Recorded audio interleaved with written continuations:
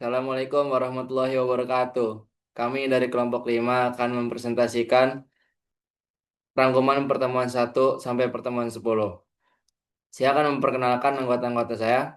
Saya sendiri ada Alvin Syarif. Saya Rivaldi Azari. Saya Valen Wizi. Saya Asal Paros. Saya Muhammad Rafli Putra. Saya Farhan Habibi. Selanjutnya ada rangkuman pertemuan 1, yaitu manajemen proyek. Apa sih definisi manajemen itu?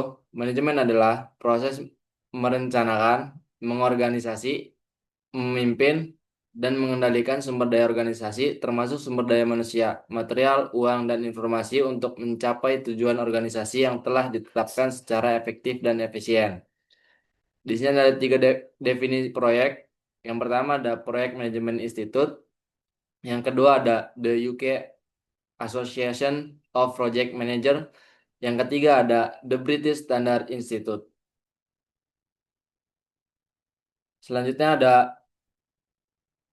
ciri-ciri proyek. Yang pertama ada sementara, memiliki awal dan akhir. Yang kedua, unik dan dalam beberapa hal. Yang ketiga, objek spesifik. Yang keempat, penyebab dan sarana perubahan. Yang kelima, risiko dan ketidakpastian. Yang keenam, komitmen sumber daya manusia, material, dan keuangan. Selanjutnya ada construction diptus dalam proyek. Yang pertama, yaitu ada diptus item. Yang pertama, manajemen monitoring dan proyek kontrol kontraktor buruk.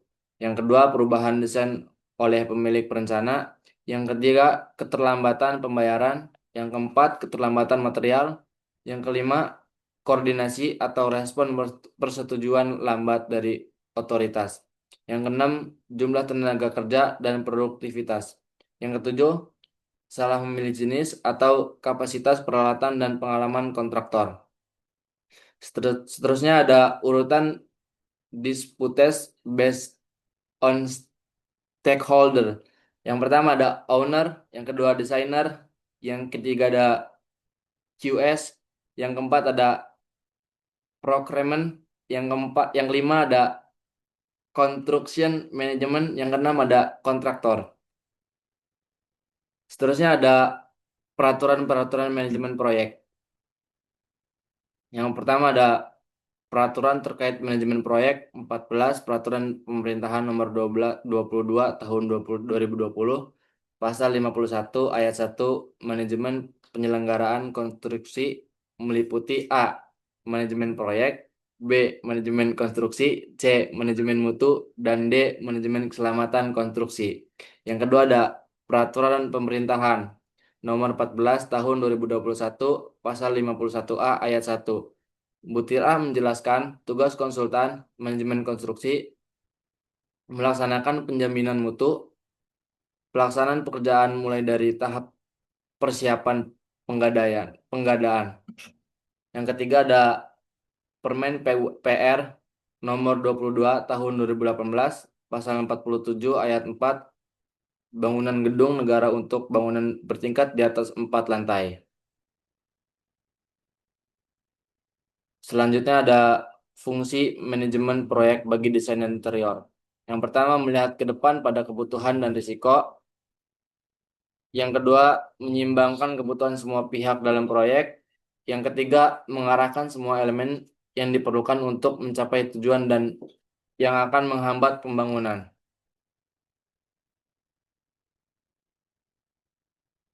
Seterusnya akan dilanjutkan oleh Oke, jadi selanjutnya ada pertemuan 2. Pertemuan 2 yaitu fungsi manajemen konstruksi, tahap proyek dan sumber daya. Jadi sumber daya 5M. Jadi yang pertama ada fungsi manajemen proyek, yaitu yang pertama ada planning, perencanaan menetapkan sasaran, tujuan, kebijakan, jadwal, dan prosedur kerja. Yang kedua ada organizing, yaitu membagi tugas, menetapkan wewenang, serta mengatur hubungan antar bagian proyek. Yang ketiga ada actuating, yaitu menggerakkan seluruh pihak sesuai rencana dan melakukan koordinasi. Yang terakhir ada controlling, mengawasi, mengevaluasi, dan memperbaiki pelaksanaan agar sesuai target. Tujuan akhirnya adalah mencapai kinerja proyek optimal dan biaya mutu, waktu, dan keselamatan kerja. Selanjutnya ada tahap proyek konstruksi. Tahap proyek ini dibagi jadi 5 poin. Yang pertama ada feasibility study, menganalisa aspek pasar, teknologi, ekonomi, pendanaan, dan lingkungan untuk menilai kelayakan proyek. Yang kedua ada desain, membuat desain teknis, spesifikasi, dan RAB sesuai keinginan pemilik proyek. Yang ketiga ada procurement, proses memilih kontraktor dan subkontraktor, menyusun dokumen lelang dan kontrak kerja. Yang keempat ada construction, melaksanakan pembangunan dengan pengendalian waktu, biaya, tenaga, material, dan mutu. Yang terakhir ada operator dan commissioning, mengevaluasi hasil proyek, memastikan bangunan sesuai spesifikasi dan siap digunakan. Untuk aspek sumber daya 5M sendiri itu ada yang pertama ada tenaga kerja, yang kedua ada mesin, peralatan, yang ketiga ada material, yang keempat ada money, yang terakhir ada metode. Selain kelima itu perlu juga manajemen lingkungan untuk mencegah pencemaran dan dampak ekologi dan manajemen risiko. Dan yang terakhir adalah indikator kinerja proyek untuk mengukur keberhasilan proyek digunakan indikator yaitu biaya, waktu, mutu, dan ketiga. Inti dari materi ini adalah manajemen proyek kontraksi adalah proses sistematis untuk mengatur perencanaan, pelaksanaan, dan pengendalian proyek dengan memanfaatkan sumber daya manusia, material, peralatan, uang, dan metode secara efisien. Oke, selanjutnya adalah pihak-pihak yang terkait. Yang pertama ada pihak yang terlibat, yaitu ada pengguna jasa dan penyedia jasa. Pengguna jasa adalah pemimpin proyek yang memiliki kebutuhan, dana, serta tujuan dari proyek tersebut. Untuk penyedia jasa adalah meliputi konsultan, kontraktor, subkontraktor, pemasok lembaga keuangan, dan badan pemerintah yang turut serta dalam pelaksanaan proyek. Yang kedua ada pemilik proyek. Pemilik proyek merupakan pihak yang menyediakan dana memberikan tugas kepada pihak lain.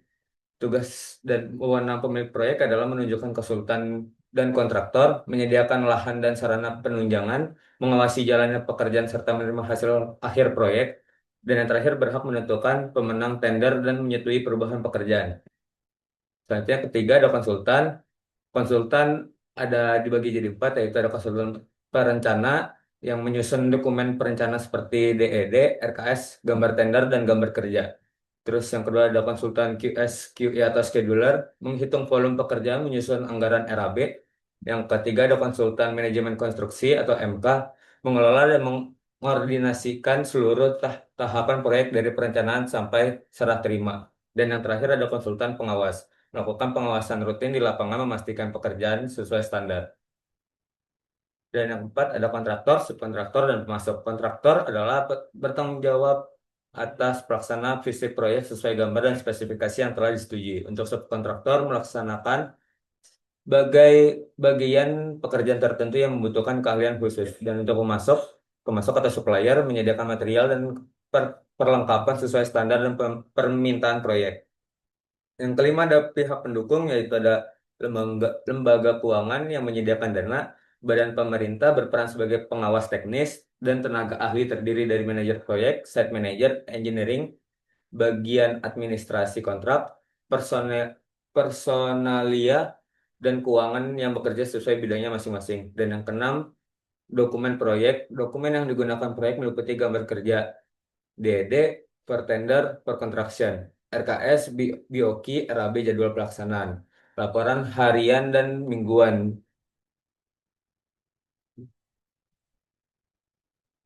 Dan yang terakhir, yang ketujuh, sistem penyerahan proyek. Yaitu yang pertama dari DBB atau Design Bid Building, Design Bid Build, sistem tradisional di mana desain dan kontraksi dikerjakan oleh pihak yang berbeda. Yang kedua ada Construction Manager at Risk atau CMAR, sistem dengan jaminan biaya maksimum. Yang ketiga ada Design Build atau DB, desain dan konstruksi digabung dalam satu kontrak. Dan yang terakhir ada Integrate Project Delivery, sistem kolaboratif yang melibatkan seluruh pihak sejak awal proyek menggunakan teknologi digital seperti BIM dan membagi risiko serta keuntungan secara bersama. Pertemuan 4 akan dijelaskan oleh saya sendiri. Pelelangan dan tender. Pelelangan atau tender merupakan proses pengadaan barang dan jasa melalui mekanisme persaingan yang sehat di antara para penyedia yang memenuhi persyaratan tertentu, dengan tujuan memperoleh penawaran terbaik dari segi harga, kualitas, dan kemampuan teknis. Proses ini diatur dalam Peraturan Presiden Nomor 16 Tahun 2018 dan Peraturan Lembaga Kebijakan Pengadaan Barang atau Jasa Pemerintah atau disingkat LKPP Nomor 10 Tahun 2018. Secara keseluruhan, pelelangan tender ini memiliki peran penting dalam perwujudan tata kelola proyek dan transparan dan bertanggung jawab. Pertemuan 5. Kontrak konstruksi. Metode kontrak proyek konstruksi dibagi menjadi 5. Yang pertama itu metode kontrak umum atau design bid build. Metode kontrak umum adalah metode di mana kontrak dibuat antara pemilik proyek dan kontraktor utama atau main kontraktor. Yang kedua, metode kontrak terpisah. Metode kontrak terpisah, pemilik memberikan pekerjaan secara terpisah kepada kontraktor-kontraktor yang dianggap memiliki kemampuan khusus yang berbeda-beda. Yang ketiga adalah metode kontrak swakelola. Metode swakelola memiliki pemilik proyek tidak melakukan kontrak untuk pekerja atau proyek yang akan dilaksanakan. Pemilik proyek mendanai, merancang, melaksanakan, dan mengawasi proyeknya sendiri. Konsekuensinya, owner harus memiliki kemampuan atau kapabilitas yang memiliki konsultan atau perencana atau pengawas dan kontraktor. Keuntungannya, owner tidak perlu mengeluarkan biaya pelelangan, pengadaan, dan overhead, kontraktor, dan lain-lain. Waktu pelaksanaan relatif lebih cepat. Yang keempat, metode rancang bangun. Metode rancang bangun, pemilik proyek membuat kontrak tunggal untuk pekerja perancangan dan pelaksanaan fisik bangunan atau proyek dengan satu kontraktor yang memiliki kemampuan merencanakan dan melaksanakan pekerjaan bangunan. Yang kelima adalah metode manajemen konstruksi.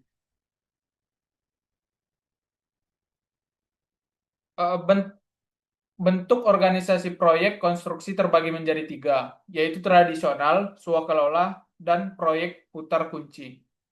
Ciri-ciri bentuk organisasi tradisional, yang pertama adalah konsultan perencana terpisah, yang kedua kontraktor utama tunggal, yang ketiga banyak melibatkan subkontraktor atau dikerjakan sendiri oleh kontraktor utama. Yang keempat, jenis kontrak yang ditetapkan umumnya harganya tetap, harga satuan maksimum bergaransi.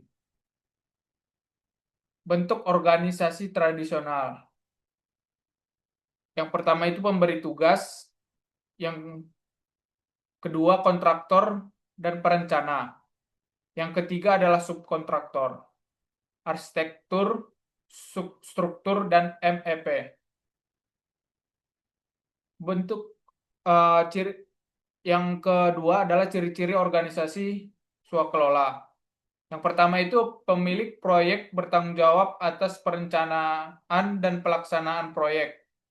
Yang kedua adalah pekerjaan dapat dilaksanakan dengan kemampuan sendiri dengan fakultatif, bisa dilaksanakan dengan kontraktor atau subkontraktor. Yang ketiga adalah jenis konstruksi yang ditetapkan umumnya untuk harga tetap, harga satuan, dan kontrak yang dinegosiasikan. Yang ketiga, ciri-ciri bentuk organisasi putar kunci. Yang pertama itu kontraktor utama, main kontraktor tunggal.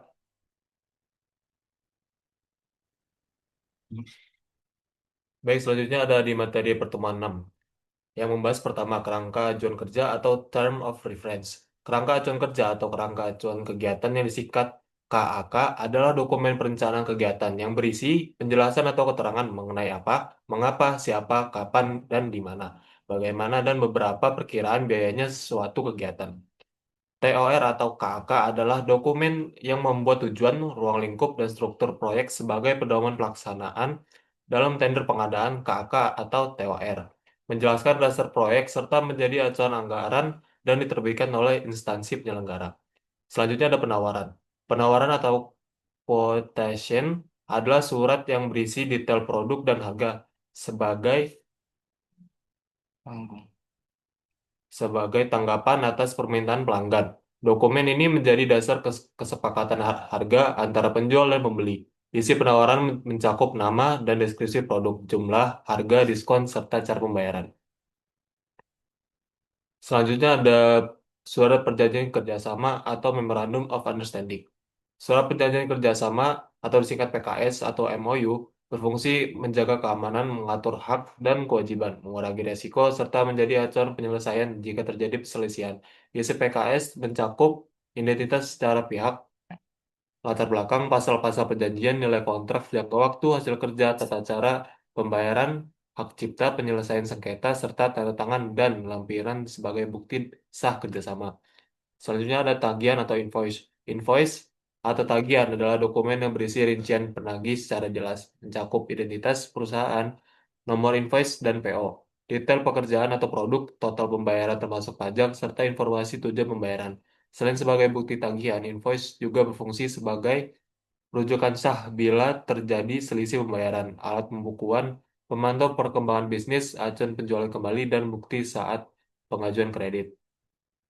Selanjutnya ada jaminan bank garansi. Jaminan bank garansi atau performance bond adalah jaminan dari bank berupa sejumlah dana, biasanya 30% dari nilai proyek, yang disimpan hingga proyek selesai. Jaminan ini memastikan pihak menerima proyek memenuhi kewajibannya dan memberikan kepastian kepada pemberi proyek bahwa pekerjaan akan dilaksanakan sesuai perjanjian.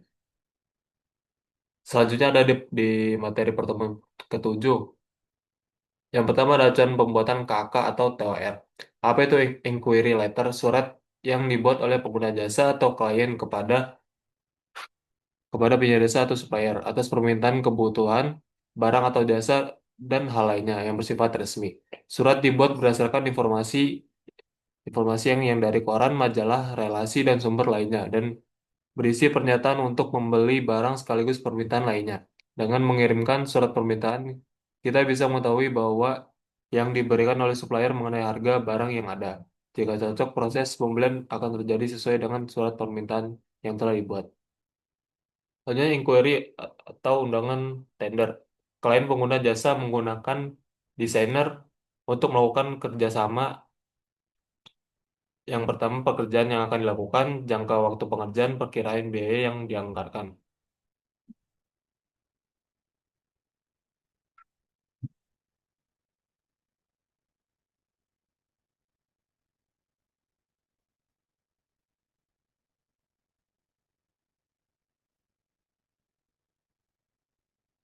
Selanjutnya pertemuan ke-8 yaitu Bill of Quantity atau BOQ dan rincian anggaran biaya atau RAB.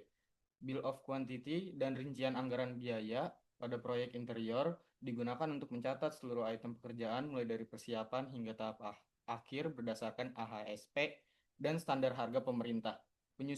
Penyusunan dilakukan berurutan dari pekerjaan dasar hingga pekerjaan akhir seperti lantai, dinding, plafon, MEP, sanitair, dan furnitur. Setiap item berisi volume, satuan, harga satuan, dan total biaya. Jika tidak tercantum dalam AHSP, dapat menggunakan perkiraan harga borongan dengan sistem lump sum.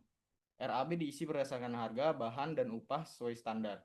Langkah terakhir adalah membuat rekapitulasi BOQ atau RAB yang berisi total dari semua pekerjaan, ditambah biaya jasa kontraktor sebesar 10% dan pajak 4%. Setelah itu dilanjutkan dengan pembuatan timeline atau kurva S untuk mengatur jadwal pelaksanaan proyek.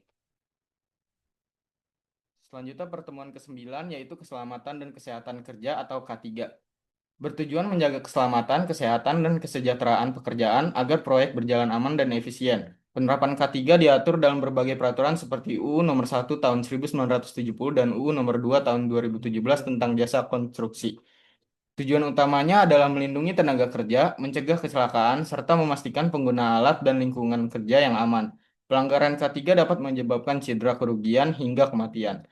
Penyebab kecelakaan umumnya berasal dari tindakan tidak aman dan kondisi kerja yang berbahaya. Pencegahan dilakukan dengan pengawasan, pelatihan, dan penggunaan alat pelindung diri seperti helm, masker, sarung tangan, dan sepatu keselamatan. Rambu K3 digunakan untuk memberi peringatan dan petunjuk keselamatan, seperti warna merah untuk bahaya dan hijau untuk lokasi darurat.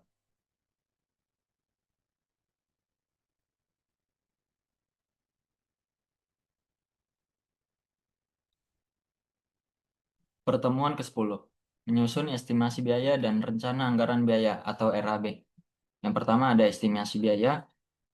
Estimasi biaya diperlukan untuk yang pertama mengetahui biaya yang harus disediakan untuk membangun sebuah bangunan. Kedua, sebagai dasar untuk membuat sistem pembiayaan. Yang terakhir, membuat jadwal pelaksanaan konstruksi. Hal-hal yang diperlukan dalam estimasi biaya. Produktivitas tenaga kerja, ketersediaan material, ketersediaan peralatan, cuaca, jenis kontrak, dan sistem pengendalian dan kemampuan manajemen. Proses estimasi biaya. Mempelajari gambar perencanaan, menghitung kebutuhan dan kuantitas dari jenis-jenis material, mencari dan menentukan harga material. Jenis estimasi biaya. Yang pertama ada estimasi kelayakan untuk menentukan apakah proyek tersebut layak dibangun. Yang kedua, estimasi konseptual dilakukan selama proses perancangan berlangsung. Yang ketiga, estimasi detail. Perhitungan dilakukan berdasarkan pada gambar kerja lengkap dan spesifikasi, kemudian menyatukan dengan biaya-biaya net, material, tenaga kerja, peralatan, overhead, keuntungan, dan lain-lain. Fungsi RAB. Yang pertama, pedoman untuk melakukan perjanjian kontrak kerja konstruksi, menghitung perkiraan kebutuhan material pada pekerjaan bangunan, memperkirakan kebutuhan jumlah tenaga dan lama pengerjaan, alat ukur dalam memantau penghematan pelaksanaan, mengukur harga suatu bangunan sehingga dapat dijadikan kesepakatan harga, menentukan harga jual rumah di perumahan, menghitung pajak PPN bangunan, dan mencari tahu perkiraan keuntungan yang didapat kontraktor ketika memborong suatu pekerjaan bangunan. Data untuk menghitung RAB. Yang pertama ada gambar rencana bangunan DED, Detail Engineering Design. Kedua, spesifikasi teknis pekerjaan yang biasa disebut juga sebagai RKS, rencana kerja dan syarat-syarat. Ketiga, volume masing-masing pekerjaan yang akan dilaksanakan. Keempat, daftar harga bahan bangunan dan upah pekerja saat pekerjaan dilaksanakan. Dan yang terakhir, analisa bau. Bergelits open bar werken atau harga satuan pekerjaan. Tahapan menghitung RAB. Yang pertama hitung volume, hitung harga satuan pekerjaan, hitung RAB, rekap BIKI, dan kurva S. Menghitung volume pekerjaan. Yang pertama menghitung semua item pekerjaan. Yang kedua tiap item pekerjaan bisa ada beberapa pekerjaan. Yang ketiga volume pekerjaan bisa dalam satuan meter kubik, meter persegi, meter panjang tergantung dengan item pekerjaan. Yang kedua menghitung analisa harga satuan. Pekerjaan pemasangan plafon gipsum maka dihitung tiap 1 meter persegi membutuhkan tenaga 0,4 pekerja OH atau orang per hari. Yang kedua, upah pekerja tahun 2019 adalah Rp60.000. Tukang kayu Rp80.000 per hari. Yang ketiga, harga satuan upah pekerja Rp60.000 kali 0,4 sama dengan Rp24.000 ditambah upah tukang kayu 0,1 dikali Rp80.000 sama dengan Rp8.000. Sehingga total upah untuk pemasangan 1 meter persegi plafon sebesar Rp32.000. Yang ketiga, menghitung RAB. Yang pertama, menghitung RAB, rencana anggaran biaya dengan cara mengendalikan volume pekerjaan dengan analisa harga satuan. Kedua, dari contoh di atas dapat dihitung RAB pemasangan plafon gipsum, misal sama dengan 14 meter persegi dikali dengan harga satuan, sama dengan Rp110.000. Dalam item pemasangan plafon, ada lagi pekerjaan pemasangan drop ceiling gipsum. Yang keempat, membuat rekapitulasi biaya. Menjumlahkan semua item pekerjaan. Yang pertama pekerjaan persiapan, kedua pekerjaan plafon, 3 pekerjaan dinding, 4 pekerjaan elektrikal plafon dan dinding, kelima pekerjaan lantai, 6 pekerjaan finishing, dan yang kelima ada pembuatan kurva S. Kurva atau lengkung menggambarkan hubungan antara kumulatif biaya yang digunakan atau persentase. Yang kedua fungsi, atau alat pemantau, pemonitor kemajuan pekerjaan, pengendalian dalam pelaksanaan proyek. Yang ketiga ada prosedur pembuatan kurva S. Satu, menyusun pokok-pokok item pekerjaan. Kedua, menyusun daftar volume. Ketiga, membuat urutan logis. Keempat, menyusun nilai bobot. Kelima, mengupload titik-titik tersebut dan akan diperoleh kurva S.